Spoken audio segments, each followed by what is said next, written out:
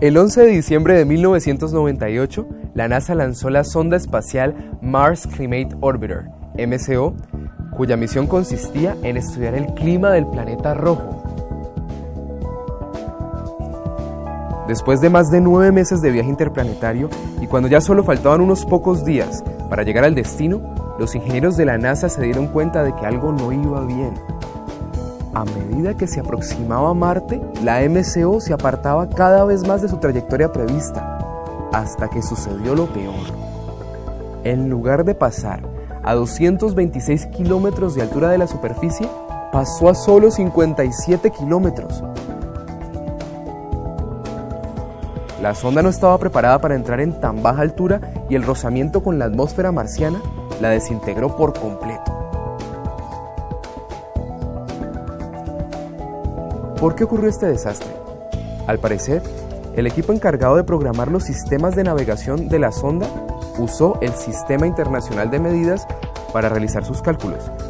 Este sistema de medidas es el más extensamente usado, pero el equipo que la diseñó y construyó utilizó el sistema anglosajón, que se basa en pulgadas, onzas y otras unidades similares. Por eso los computadores de la MCO realizaron los cálculos de aproximación a Marte de forma equivocada, un error que costó $125 millones. Llegar a un sistema internacional de medidas unificado no fue tarea fácil para la humanidad.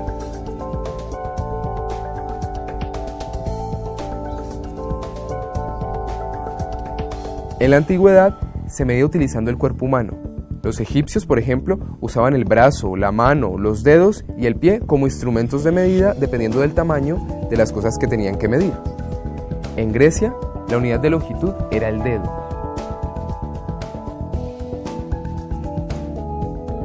Llegado el siglo XVIII, la diversidad de pesos y medidas era abrumadora. La leña se medía por cuerdas, el carbón vegetal por cestos y la madera de construcción por marcas o vigas.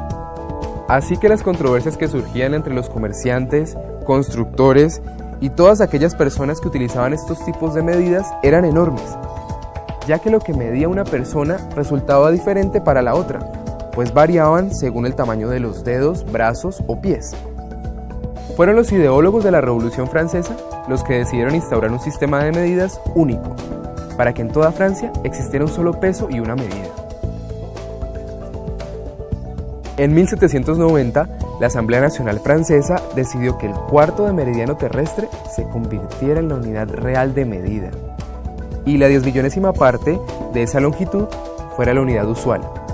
Esta unidad recibió el nombre de metro, un sistema sencillo de 10 unidades, y a partir del metro nació el kilogramo, que equivale a la masa de un decímetro cúbico de agua.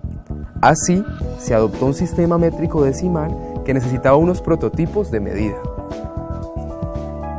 Para tal fin, se utilizó la aleación entre dos metales que se depositaron en dos moldes, uno cilíndrico para el prototipo del kilogramo y otro alargado para el prototipo del metro.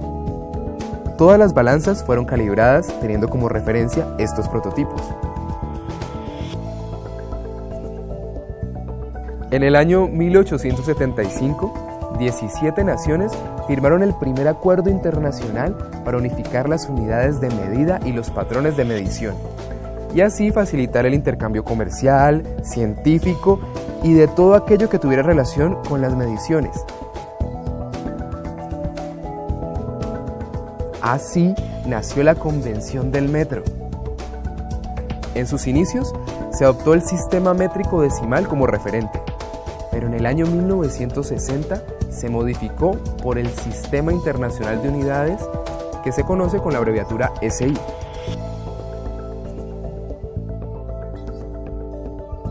El SI consta de 7 magnitudes básicas que son: longitud.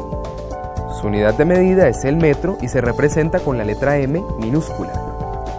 Masa. Su unidad de medida es el kilogramo y se representa con las letras kg en minúscula.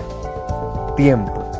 Su unidad básica de medida es el segundo, representado por una S minúscula. Temperatura. Su unidad de medida es el Kelvin, representado por una K mayúscula. Intensidad de corriente eléctrica. Su unidad de medida es el amperio, representado con una A mayúscula.